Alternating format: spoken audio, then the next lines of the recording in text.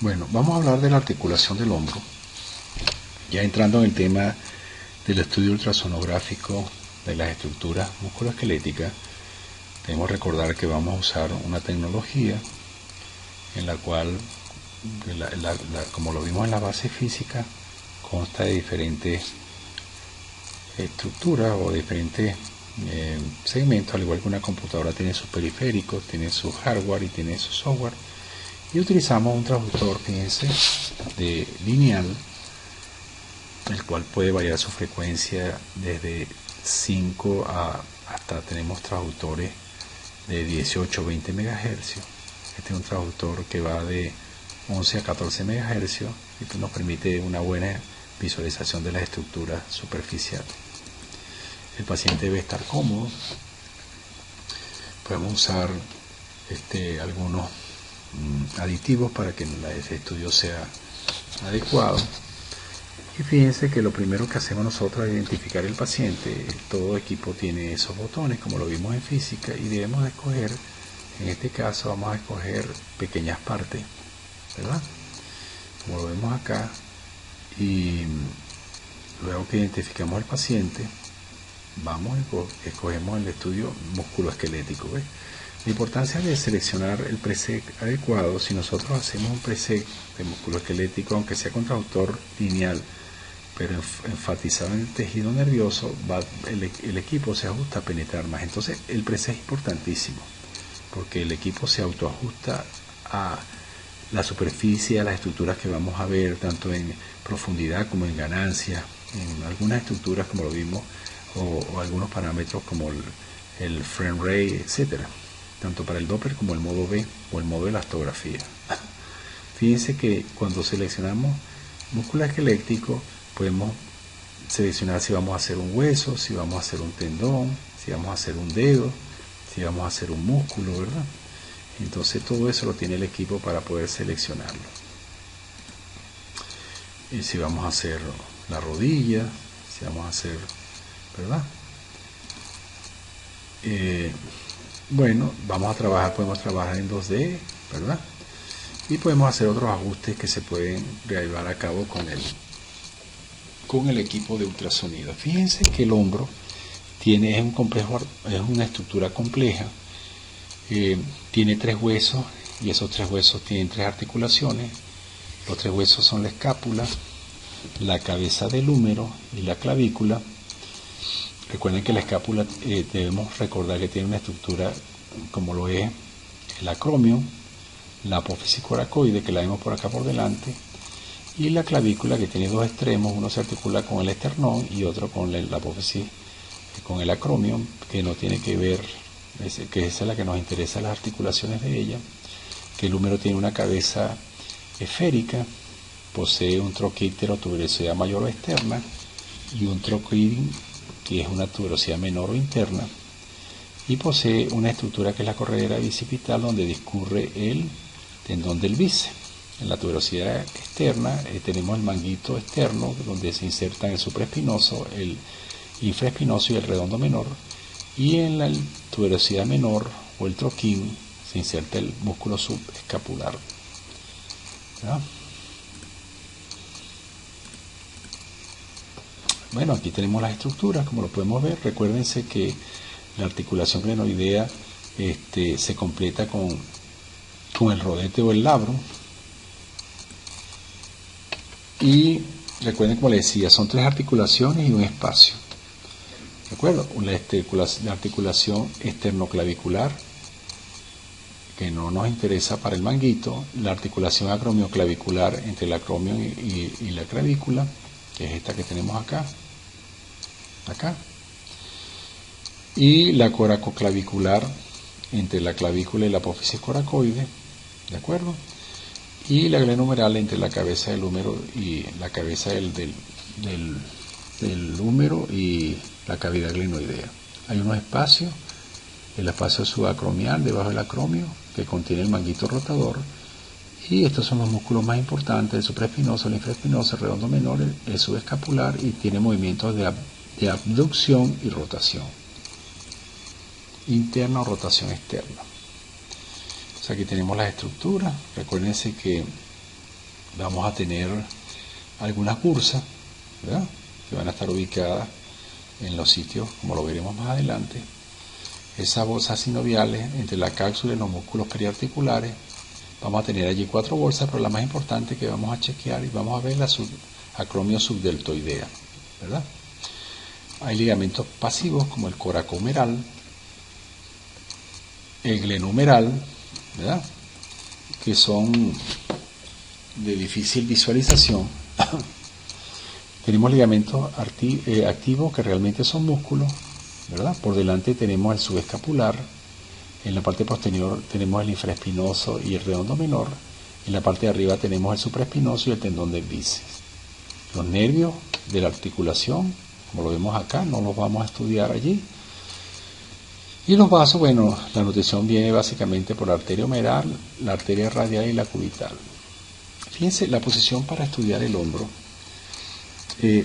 Si vamos a estudiar el manguito del rotador y vamos a estudiar toda la articulación del hombro, tenemos que tener en cuenta que hay una estructura que va por delante, que es el tendón del bíceps, y esta es la posición, ¿ves?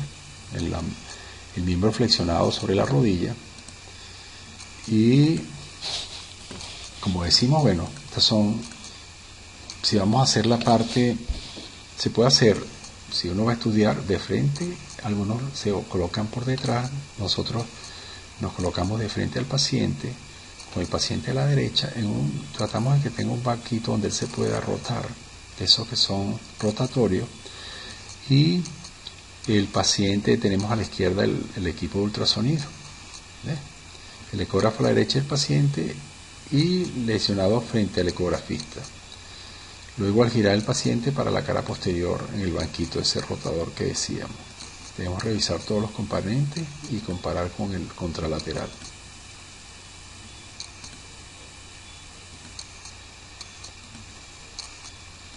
Entonces, esto es lo que debemos hacer. ¿Qué tenemos que chequear? La porción larga del bíceps, el tendón subescapular, el tendón supraespinoso, el tendón infraespinoso, el labrum, tendón del redondo menor y las bursas. Y las articulaciones que vamos a chequear, la acromioclavicular con su ligamento, la coracoclavicular y la coracoacromial. Y tratar de hacer un estudio dinámico para ver si no hay atrapamiento del manguito por debajo del acromio.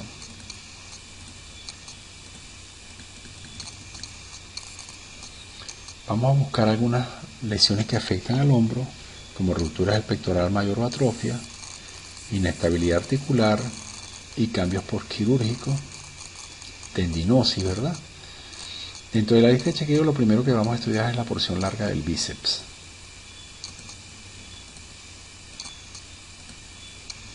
Ya les dije cómo se colocaba, paciente de frente con el miembro extendido, el codo flexionado, la palma de la mano descansa sobre la rodilla, el brazo como está pegado al cuerpo en aducción leve y el codo una flexión de 90 a 120 grados, el dorso de la mano descansa sobre el muslo del paciente y vamos a hacer una rotación externa y una rotación interna para evaluar, sobre todo cuando hay clínica, si hay alguna salida del tendón de la corredera bicipital. Bueno, entonces esta es la posición, como les decía. Vamos a colocar el transductor, la corredera discurre aquí, vamos a colocar el transductor en transversal y en longitudinal sobre el tendón. Y esta es lo que conseguimos cuando colocamos el transductor en forma transversal. Vemos entonces, aquí se colocó bastante gel o una almohadilla de gel pack. Vemos la piel muy claramente, vemos un músculo que va arriba, que es el músculo deltoide, vemos el hueso, la cabeza del húmero, la cortical, y vemos el tendón ubicado dentro de la corredera, el ligamento transverso que discurre aquí arriba, que es esta línea ecogénica que vemos acá. Lógicamente lo que se está acercando por aquí es el subescapular en la parte interna, ¿ya? El ligamento, si lo vemos dentro de la articulación, va a ser ecogénico, pero si lo vemos fuera de la articulación, en la corredera va a ser hipoescoico, ¿ya? Entonces son los componentes de la corredera. Fíjense cómo se ve el tendón del bíceps. Aquí tenemos el deltoide arriba, aquí vemos el hueso, la cortical, y aquí vemos el tendón del bíceps observando su patrón fibrilar, adelgazándose, y no vemos ninguna presencia. Aquí hay algo de líquido, que siempre en la sinovia va a haber una pequeña cantidad de líquido entre la membrana sinovial y el tendón. Recuerden que el hilo que separa el tendón de la vaina no debe ser mayor de 2 milímetros. Acá lo podemos medir. Podemos hacer también un corte transversal para ver el tendón, como lo veíamos en el otro corte, en forma transversal. Fíjense que el tendón, como le decíamos, este es de los tendones sinoviales, por eso este tendón puede producir una tenosinovitis, mientras que el tendón del supraespinoso, que no tiene sinovia, solamente puede producir tendinosis, pero no puede producir tenosinovitis. Fíjense en la bursa, ¿de acuerdo? Y esta es la forma del corte transversal. ¿Lo ven cómo lo colocamos? Y vemos entonces deltoide, y acá el tendón del bíceps, el ligamento transverso sobre la articulación, y así para la forma de hacerlo longitudinalmente. ¿Lo ven? Entonces tenemos acá el tendón dentro de la corredera, que puede ser con mayor o menor ecogenicidad, de acuerdo si está. Fíjense, aquí está más ecogénico porque está más cerca dentro de la articulación. Corte longitudinal y corte transversal. Entonces, ¿qué vamos a tener ahí? Si es un tendón, tendinopatía, ¿verdad? Entonces podemos tener una tendinosis, una tenosinovitis. Si solamente está afectada la parte sinovial, una sinovitis solamente, podemos tener subluxación, luxación completa y ruptura parcial o completa del tendón. Esas son las lesiones que vamos a ver. Recuérdense que en la tendinosis vamos a ver un aumento de grosor, vamos a ver una desestructuración del patrón fibrilar, se va a tornar más hipocogénico por el edema, puede sobresalir de la corredera porque está edematizado, ¿verdad? Y puede haber rupturas por el proceso degenerativo. El paciente va a tener dolor a la flexión del brazo e impotencia funcional. Entonces, podemos tener sinovitis o tenosinovitis, si tenemos engrosamiento de la sinovial. O podemos tener aumento de líquido mayor de 2 milímetros, entonces tenemos una sinovitis del bíceps, del tendón, de la porción larga del bíceps. Pero si tenemos alteración de este patrón fibrilar con manchas hipoecoicas o negras, y el paciente tiene procesos crónicos allí, podemos hablar de una tenosinovitis que puede ser aguda o crónica, ¿verdad? El doble de color puede revelarnos un aumento de flujo sanguíneo. Tendinosis la vamos a tener cuando hay, fíjense que aquí hay como un adelgazamiento, hay áreas hipoecoicas dentro del tendón que no son, fíjense, no es una sinovial porque no ocupa toda la línea entre la sinovia y el tendón, sino que son hipoecogenicidades dentro del tendón, engrosamiento. Si uno lo compara con el otro lado, esto debería estar más engrosado, eso es una tendinosis. Fíjense que aquí hay una sinovitis por aumento del Doppler color, ¿de acuerdo? Aquí tenemos otra sinovitis por aumento del líquido y hipoecogenicidad, engrosamiento del tendón, una tenosinovitis. Y aquí tenemos otra tenosinovitis también, hay mayor cantidad de líquido. Aquí está el troquín y el troquíter, el deltoides y la subcutáneo. Aquí tenemos una tenosinovitis otra vez, otra tenosinovitis. Fíjense que el tendón está intacto, pero lo que está aumentado es el líquido sinovial. Aquí tenemos igual porción larga del bíceps con los mismos hallazgos. Y aquí una rotura. La inflamación ha llevado a una ruptura total del tendón. Entonces, la ruptura, dentro de las otras lesiones, además de la tendinosis y tenosinovitis, podemos tener la ruptura parcial y las rupturas transversas o total, ¿ya? La ruptura parcial puede ser, longitudinal o transversa, ¿okay? Eso, donde hay la ruptura, va a ser ocupada por un área hipoecoica o anecoica y disminución del grosor del tendón. Son defectos anecoicos dentro del tendón ocupados por líquido sinovial de aspecto lineal o hipoecoico. Podemos tener una ruptura completa proximal o distal, ¿eh? En la proximal podemos tener la corredera vacía porque se suelta o se separa de la cabeza del húmero. Y también debemos explorar tanto la parte intraarticular como la parte distal del tendón. Podemos tener rupturas completas en la porción distal. En las rupturas si puede estar la corredera ocupada, si la ruptura es distal, como la parte proximal que está dentro de la corredera está presente, no vamos a tener la corredera ocupada. Entonces es diferente si la ruptura es distal o proximal, nos va a dar signos diferentes.